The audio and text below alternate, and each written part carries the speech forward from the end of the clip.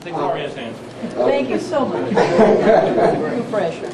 Your hosts for this evening are Dr. Fernando Valverde, who is the chair of our Community Advisory Board, and Mai de la Vega, who is a member of our Community Advisory Board. And Fernando is going to give us a few words before Gloria greets you. Jerry Jampolsky, one of our previous guests at the center, told me an interesting story that I want to share with you.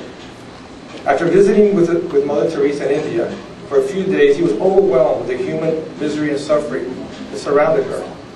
He asked her, how do you do it? I mean, how do you wake up every day and take on this insurmountable mission? She thought for a few seconds and replied, one person at a time. She had that gift of making everyone she touched feel they were the most important person in the world. Gloria, you have that gift. I would like to say some parting words that come from the Rig Veda that was written 3,500 years ago that I think is appropriate to your mission. And it goes something like this. There's an endless net of threads throughout the universe. The horizontal threads are in space. The vertical threads are in time. At every crossing of these threads, there's an individual. And every individual is a crystal bead. The great light of the absolute being illuminates and penetrates every crystal bead. And every crystal bead reflects not only the light from every other bead in the net, but also every other reflection throughout the entire universe. Although Gloria is better known as a renowned artist, singer, composer, author, humanitarian, philanthropist, friend, and much more, Gloria, I know, is one of the most illuminated beings in that net. That throughout her existence she has reflected her amazing light with compassionate and yes, infinite capacity to love. She has blessed our world with her songs, words, and good deeds, and has made our existence a bit more meaningful. One person at a time. Thank you. Anything is possible. I had the fortune, because of misfortune, to grow up in a totally matriarchal family. Both my grandfather and my dad were very ill. So the women did it all. They really took control, they did the work, they raised the kids, they showed me that everything was possible. So I have to say that I got a very, very strong start from my mommy, and don't start crying yet, Ruth. I'm not going to tell you anymore because then she'll get impossible. But I want to thank you tonight, and I want to thank Dr. Katz. I'm really an amazing company. Having had the Dalai Lama here, my gosh, what a daunting thing. What a privilege and an honor for me to be speaking to you from the same place of the heart as the Dalai Lama. And I've had the incredible privilege and honor of meeting the Dalai Lama and spending time speaking to him. And I can tell you one thing you probably do not know about him. He loves Cuban food. He does. When he was here, not this last time, the time before, we actually hosted the monks and the Dalai Lama, and we offered the food for them, and we sent them food from Lario's, our restaurant, and we thought, okay, we'll get you something else for the subsequent days, but no, they just wanted the Cuban food. Keep it coming. So that's a beautiful part that I thought you'd get a kick out of knowing about him. I feel privileged and honored to have the opportunity to communicate, because I sang since I'm 2 years old. I was born in Cuba. I came here with my mom and dad when I was 2, and music came with me. It just, like breathing, like talking, I started singing right away. It was part of who I was, but I was painfully shy. I was somebody that hated being the center of attention. Look at this now. I got over the shyness, that I can tell you. But still, basically, I am a person that really does not thrive on being the center of attention. What I do love to do, though, is communicate.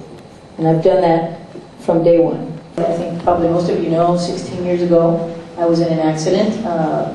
We got sandwiched between the only things larger than us on the road when you're on a tour bus. There were 18-wheelers, just fate, I guess. And I was paralyzed. I broke 2 vertebrae in my back. I got pushed in, exploded. It was not a good prognosis. But I remember asking myself questions when I opened my eyes on the floor of that bus after I realized that I could not stand up. And all my life I had a basic fear of paralysis. Now, it could be very common that I would have that because my dad was in a wheelchair for many years. He had MS. and a lot of things that were related to Agent Orange poisoning from Vietnam. And he deteriorated very quickly, so it would be natural that I would have this fear. But when I built my house here in Miami, I put an elevator in, and my husband would say, "Why do you put an elevator in the house? There's only 2 floors." I go, I have a feeling I'm going to need that elevator one day. And he'd say, "For what?" I go, "Well, luggage, you know, we travel a lot. We need to have something that we can, you know, easily, you know, poor cleaning lady, she needs a vacuum up and down, she doesn't have to cart it up and down the stairs." But I knew deep inside that I was going to need that elevator for something else one day. And when I felt like that explosion and opened my eyes on the floor of the bus, I go, okay, here it is.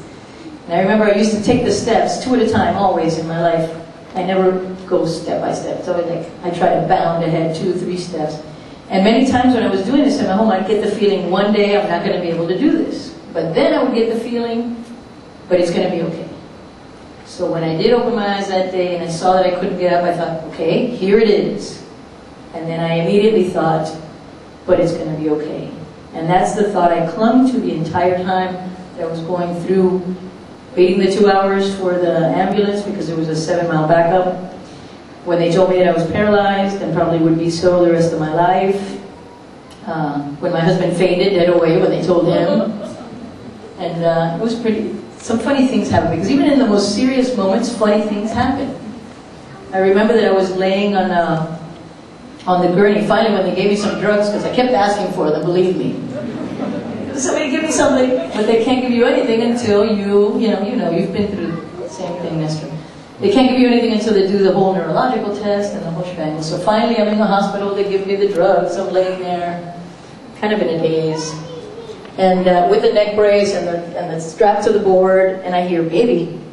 And I look around, I hear Emilio's voice, but I don't see him anywhere. I go, oh God, these drugs are really strange. So I look over to the side, and he goes, "No, down here." And I go, "Down here?" I kind of peek over, and there he is in a wheelchair. And I go, "What are you doing in a wheelchair? You were walking around.